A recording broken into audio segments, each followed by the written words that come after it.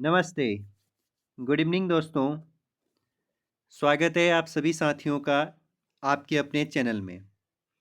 Uttarakhand BS Negi revision series episode number 73। इससे पहले कि सारे एपिसोड आप लोगों ने देखे होंगे। मज़ेदार यह सीरीज चल रहा है, जल्दी ये सीरीज ख़त्म होने वाली है। उसके बाद हम बीएस नेगी एमसीक्यू को एमसीक्यू को स्टार्ट करने वाले हैं। ठीक है, क्योंकि मार्केट में बीएस नेगी जो वस्तुनिष्ठ जो किताब है ना, वो भी बहुत अच्छी किताब है। मार्केट में निकल चुकी है, मतलब आ चुकी है, आप उसे परचेज भी कर सकते हैं। यहाँ पे सारे एमसीक्यू करवाऊंगा मैं इसी चैनल में। ठीक है, आइए, कल हमने इंडस्ट्री सेक्टर को देखा, इसी को आगे करने वाले हैं आज के इस क्लास में हम लोग। ठीक है, सबसे पहले हम राज्य में चाय कारखानों के बारे में चर्चा करने वाले हैं। क्योंकि ये रिवीजन क्लास हमारा रहता है, इसलिए हम ज़्यादा यहाँ पे चर्चा नहीं करते हैं। फैक्ट फैक्ट पे हम क्या करते हैं, सीधे नज़र डालते हैं। उत्तराखंड में पहली चाय फैक्ट्री बागेश्वर जिले के कौशानी क्षेत्र के पिंगलकोट में स्थापित किया गया था। 2001 में उत्तरांचल चाय फैक्ट्री नाम से स्थापित की गई थी। तो उत्तरांचल चाय फैक्ट्री नाम से उत्तराखंड में पहली चाय फैक्ट्री बागेश्वर के कौशानी क्षेत्र के पिंगलकोट में साल 2001 में स्थापित किया गया था। फैक्ट्री ने वर्ष 2002 में उत्तरांचल चाय ब्रांड नाम से पारंपरिक चाय का उत्पादन शुरू कर दिया था साल 2002 में। बाद में चंपावत, घोड़ाखाल, नैनीताल और नौटी चमोली जैसे विभिन्न क्षेत्रों में छोटे छोटे चाय बागानों की स्थापना समय समय पर की गई। चाय विकास बोर्ड, महत्वपूर्ण पॉइंट। प्रथम, स्थापना 12 फरवरी 2004 अल्मोड़ा में। तो चाय विकास बोर्ड का गठन पूछा जा चुका है एग्जाम में इससे पहले, तो 12 फरवरी 2004 में। ठीक है, उत्तराखंड चाय विकास बोर्ड द्वारा राज्य में 9 पर्वतीय जनपदों में चाय विकास कार्यक्रम संचालित किया जा रहा है वर्तमान में।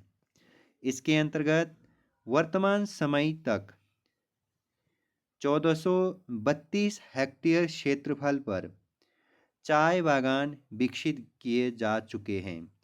तो यहाँ से सवाल पूछा जा सकता है कि उत्तराखंड में कितने हेक्टेयर क्षेत्रफल पर चाय बागान विकसित किए जा चुके हैं।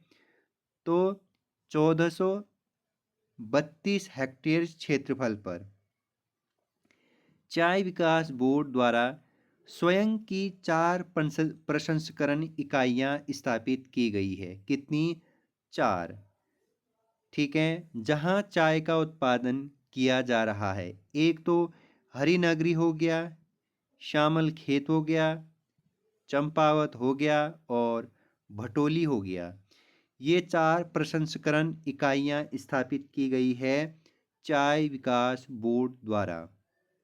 याद रखेंगे, ये चारों जगह राज्य में पर्यटन को बढ़ावा देने के लिए चाय बागानों को टी टूरिज्म के रूप में विकसित किया जा रहा है। किस रूप में? टी टूरिज्म के रूप में चाय में या राज्य में पर्यटन को बढ़ावा देने के लिए। ठीक है, इसके बाद हम आगे जाते हैं और डेयरी उद्योग के बारे में चर्चा करेंगे। महत्वपूर्ण है, उत्तराखंड में प्रथम दुग्ध संघ की स्थापना 1949 में हल्द्वानी के नैनीताल में की गई थी। यानी हल्द्वानी यानी नैनीताल के हल्द्वानी में की गई थी 1949 में। डेयरी शोध एवं विकास केंद्र नैनीताल में। ध्यान देना, शोध एवं विकास केंद्र कहाँ है? नैनीताल। जबकि मिल्क पाउडर प्लांट की स्थापना उधम सिंह नगर में की गई है। अगर मिल्क पाउडर प्लांट पूछा जाएगा तो उधम सिंह नगर करिएगा। समन्वित डेयरी विकास परियोजना 2002-2003 में शुरू की गई थी। उत्तराखंड में गंगा गाय महिला डेयरी योजना की शुरुआत 28 दिसंबर 2017 में की गई थी। ये सवाल एग्ज़ाम में 2-3 बार बना है। गंगा गाय महिला डेयरी योजना कब की है? तो 2017 की है, याद रखिएगा। राज्य में आंचल ब्रांड नाम से दूध या दुग्ध उत्पादों की आपूर्ति की जाती है। किस नाम से? आंचल। आंचल कैफे योजना क्या है? ये इंपॉर्टेंट हो जाता है आप लोगों के लिए। इस योजना का जो शुरुआत है वो 1 दिसंबर 2022 से किया गया था। आंचल कैफे योजना का इसका मुख्य उद्देश्य है दुग्ध उत्पादन को बढ़ावा देना और रोजगार के अवसर को पैदा करना। वहीं इसका लक्ष्य राज्य भर में 100 आंचल कैफों की स्थापना करना है। साथ ही दुग्ध और दुग्ध निर्मित उत्पादों की उत्पादकता व बिक्री में वृद्धि करने का प्रयास करना। आंचल कैफे की आधिकारिक शुरुआत उधम सिंह नगर के रुद्रपुर में 2 कैफे खोलने से हुई। वहीं पायलट योजना के तौर पर पहला कैफे देहरादून में खोला गया। अब यहाँ से देखिए स्टेटमेंट में क्या सवाल किस तरह के सवाल पूछा जाएगा आपसे। आंचल कैफे योजना से आप क्या समझते हैं या कौन कौन से कथन सही है? एक तो 1 दिसंबर 2022 याद रखना है। दूसरा, इसका उद्देश्य क्या है? दुग्ध उत्पाद को बढ़ावा देना और रोजगार के अवसर को पैदा करना। तीसरा, राज्य भर में 100 आंचल कैफ़ों की स्थापना करना है। चौथा, जो सबसे इम्पोर्टेंट है, आंचल कैफ़े की आधिकारिक शुरुआत उधम सिंह नगर से की गई, जहाँ पे उधम सिंह नगर में जो रुद्रपुर है वहाँ पे 2 कैफ़े खोलने से हुई। अगर वहीं पायलट योजना के तौर पर देखें तो पहला जो कैफ़े खुला वो खुला देहरादून में। ओके, नेक्स्ट है महत्वपूर्ण योजना हिमालयन बास्केट योजना क्या है? भाई ये बहुत इम्पोर्टेंट है। जो हमारे स्थानीय उत्पाद है, ठीक है, उसे जहाँ पे उत्तराखंड में दूध है, दही और पुदीना जैसे कृषि उत्पादों को खरीद करके उन उनसे अलग अलग उत्पाद बना करके उन्हें विदेशों में और भारत के अन्य हिस्सों तक पहुंचाने हेतु एक यह योजना चलाई गई है, हिमालयन बास्केट योजना। यहाँ पे याद रखेंगे कृषि उत्पाद खास करके, ठीक है। ये एग्जाम में बना है यहाँ से सवाल। अब कागज उद्योग। वर्तमान में उत्तराखंड में 14 कागज मिले हैं, जिसमें 14 कागज मिले उधम सिंह नगर में, 13 उधम सिंह नगर में और एक जो है वो नैनीताल में है। एशिया का सबसे बड़ा कागज उद्योग Century paper and pulp board Nainital के लाल कुआं में स्थित है। ये बहुत इंपॉर्टेंट पॉइंट है कि एशिया का सबसे बड़ा कागज उद्योग सेंचुरी पेपर मिल्स कहाँ है? तो आप याद रखिएगा लाल कुआं में, जिसकी स्थापना 1984 में की गई थी। वाल्टन ने अपनी पुस्तक में पर्वतीय क्षेत्रों में हाथ से बने कागज के प्रयोग का वर्णन किया है। ये भी आप लोगों के लिए इम्पोर्टेंट हो जाता है। नेक्स्ट, रेशम उद्योग। राज्य में 4 प्रकार के रेशम का उत्पादन किया जाता है, मलवरी, टसर, मूंगा और एरी।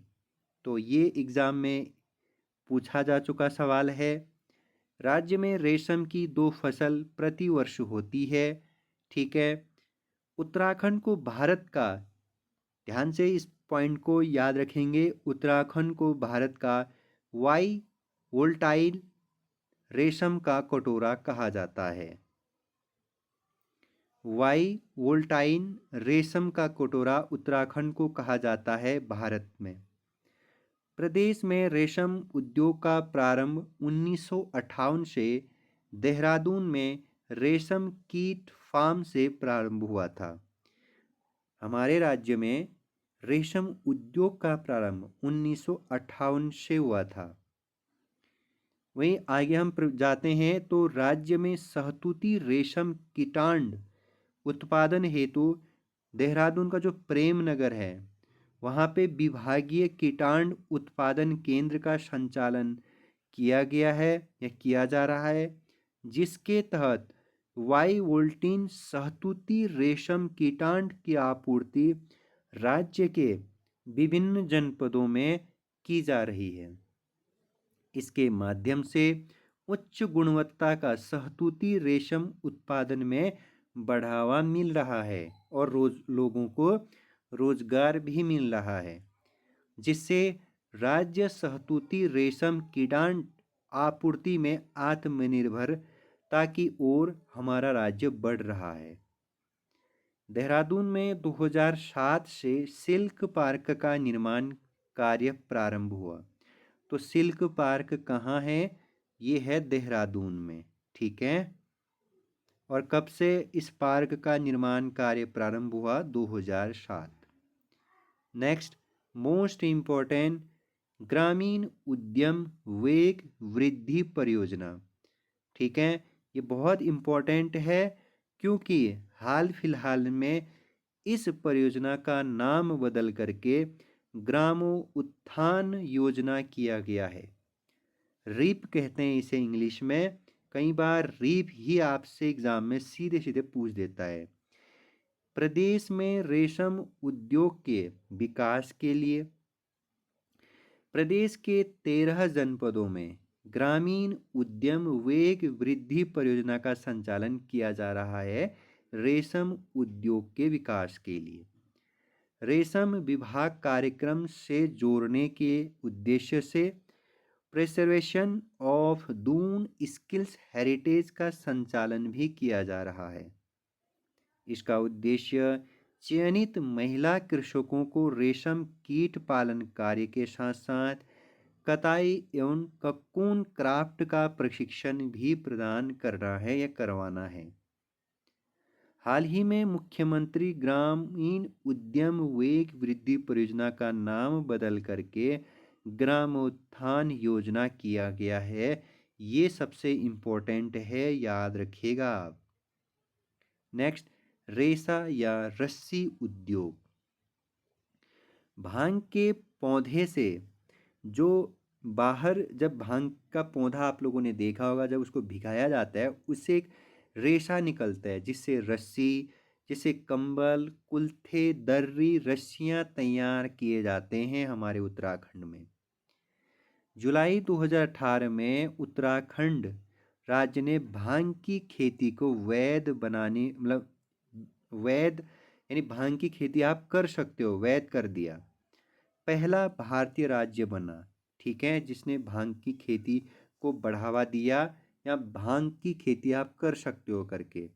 और पायलट प्रोजेक्ट के तहत पौड़ी जनपद के विलखेत गांव से भांग की खेती की शुरुआत की गई। कहाँ से?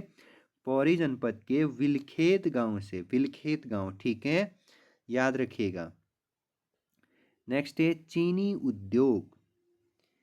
उत्तराखंड की पहली चीनी मिल 1936 में काशीपुर में स्थापित की गई थी। इम्पोर्टेंट है, उत्तराखंड की पहली चीनी मिल 1936 में काशीपुर में स्थापित की गई थी, ठीक है। वहीं फाइनेंशियल ईयर 2024-25 की बात करें तो अभी वर्तमान में 8 चीनी मिलें हैं राज्य में। कितनी? 8। दिमाग में बैठा लीजिएगा। 2 सहकारी क्षेत्र, 2 सार्वजनिक क्षेत्र और 4 निजी क्षेत्र। तो कितने हुए? 8 हुए। वही फाइनेंशियल ईयर 2023-24 में राज्य की समस्त चीनी मिलों का औसत चीनी परता 10.18% है। ये कुछ खास इम्पोर्टेंट नहीं है। आप लोगों के लिए यहाँ पे एक फर्स्ट पॉइंट और एक दूसरा पॉइंट इम्पोर्टेंट हो जाता है। अब आगे जाते हैं। राज्य में सबसे ज़्यादा जो चीनी मिलें हैं वो है उधम सिंह नगर जिले में। एक बार सवाल बन चुका है, आगे भी बनेगा। राज्य की सबसे बड़ी गुड़ मंडी मंगलौर हरिद्वार में है, ठीक है, जहाँ सबसे ज़्यादा गुड़ होता है। गन्ना अनुसंधान केंद्र है काशीपुर में। ध्यान से ये 2 प्रश्नों को आप याद करेंगे और इनमें अंतर भी देखेंगे। गन्ना अनुसंधान केंद्र मतलब रिसर्च सेंटर काशीपुर में 1974 में खोला गया था। वहीं गन्ना किसान संस्थान एवं प्रशिक्षण केंद्र यानी ट्रेनिंग सेंटर है काशीपुर में, लेकिन इसकी स्थापना मार्च 1980 में की जाती है। Is that clear? आगे बढ़ता हूँ और अब मैं जाता हूँ सूती वस्त्र मिल या सूती वस्त्र उद्योग। ठीक है, उत्तराखंड में सूती वस्त्र की मिलें उधम सिंह नगर, देहरादून व नैनीताल में प्रमुख है। ठीक है, राज्य की सबसे पुरानी सूती वस्त्र मिल है उधम सिंह नगर के काशीपुर में। ये पूछा जा चुका सवाल है कि राज्य की जो सबसे पुरानी सूती वस्त्र मिल है वो कहाँ है? काशीपुर में, और जिसके स्थापना वर्ष है 1819। यह स्थान मैनचेस्टर ऑफ हिल्स के नाम से जाना जाता है। अब आपसे पूछा जाएगा कि उत्तराखंड में बताइए मैनचेस्टर ऑफ हिल्स के नाम से किस जगह को जाना जाता है? काशीपुर को। अब हम नेक्स्ट उद्योग के बारे में चर्चा करते हैं, रिंगाल शिल्प उद्योग। उत्तराखंड के परंपरागत हस्तशिल्प उद्योगों में से ये एक प्रमुख उद्योग है। बागेश्वर जनपद के दानपुर हो गया, चमोली जनपद का जोशीमठ हो गया, नंदानगर हो गया, देवाल व थराली रुद्रप्रयाग जनपद का ऊखीमठ क्षेत्र सहित तमाम जो पिथौरागढ़ का सीमांत क्षेत्र है, पिथौरागढ़ का जो राजी जनजाति है, इन जगहों में कई ग्रामीण परिवारों की आजीविका रिंगाल के इसी कुटीर उद्योग से चलता है। रिंगाल सीमावर्ती जनपद पिथौरागढ़ का परंपरागत विशिष्ट हस्तशिल्प उद्योग है एक। ठीक है, रिंगाल के उत्पाद बनाने वाले स्थानीय परंपरागत शिल्पी पहाड़ में रुड़िया नाम से जाने जाते हैं। महत्वपूर्ण पॉइंट है, रिंगाल के उत्पाद बनाने वाले जो स्थानीय परंपरागत कारीगर होते हैं उसे रुड़िया नाम से जाना जाता है। ठीक है, ये पॉइंट याद रखिएगा। इनके द्वारा मुख्यतः कौन कौन सी चीज़ें बनाई जाती हैं या कौन कौन सी चीज़ें बनाते हैं? मोष्टा। मोष्टा क्या होता है? जिसमें आप अनाज सुखाते हैं। चटाई, सूप, जिस समय पे चाहे चावल हो चाहे कोई ऐसे अनाज हो जिसे फली जाती हो। डलिया है, टोकरी है, मछली का जाल यानी गवत, सामान ढोने वाला डोका, नवजात बच्चों का झूला, झूले हो ना, इस झूले में इनका निर्माण किया जाता है रिंगाल से, यानी ये चीज़ें बनाई जाती है रिंगाल से। एग्ज़ाम में ये सारे सवाल बने हैं। उत्तराखंड में मुख्य रूप से 5 प्रकार के रिंगाल पाए जाते हैं। कितने प्रकार के? 5। हो सके तो नाम याद रखने की कोशिश करिए। इनके जो पहाड़ी नाम हैं, गोलू रिंगाल है, सर्वाधिक मात्रा में पाया जाने वाला गोलू रिंगाल। देव रिंगाल या इसको देव रिंगाल भी बोला जाता है, सबसे सुंदर रिंगाल होता है ये दिखने में। थाम रिंगाल सबसे मजबूत और टिकाऊ रिंगाल होता है थाम रिंगाल। और सराऊ रिंगाल व भाटपुत्र रिंगाल। इसके बाद ये टोटल 5 रिंगाल हुए जो उत्तराखंड में रिंगालों के प्रकार है। वर्ष 2022 में रिंगाल क्राफ्ट को जीआई टैग मिला था, यानी रिंगाल को जीआई टैग कब मिला? 2022 में। उत्तरकाशी के हेलना गांव के विनोद कुमार रिंगाल को रिंगाल क्राफ्ट में प्रसिद्ध प्राप्ति है। तो याद रखिएगा, उत्तराखंड के किस व्यक्ति को रिंगाल क्राफ्ट में प्रसिद्ध प्राप्त है? वो है विनोद कुमार रिंगाल, जो उत्तरकाशी के हलना गांव के निवासी है। अब हम आगे बढ़ते हैं, ऊनी वस्त्र उद्योग के बारे में चर्चा करते हैं। राज्य में ऊनी वस्त्र के गृह उद्योग खास करके नैनीताल जनपद हो गया, पिथौरागढ़ जनपद हो गया, चंपावत हो गया, बागेश्वर हो गया, अल्मोड़ा, टिहरी, उत्तरकाशी, चमोली, इन तमाम जनपदों में स्थापित है ऊनी वस्त्र उद्योग। राज्य में पौड़ी तथा अल्मोड़ा की ऊनी शॉलें प्रसिद्ध है। जो शॉल होते हैं ना ओढ़ने के लिए, वो खास करके पौड़ी जनपद और अल्मोड़ा जनपद की जो शॉलें हैं वो प्रसिद्ध है उत्तराखंड में।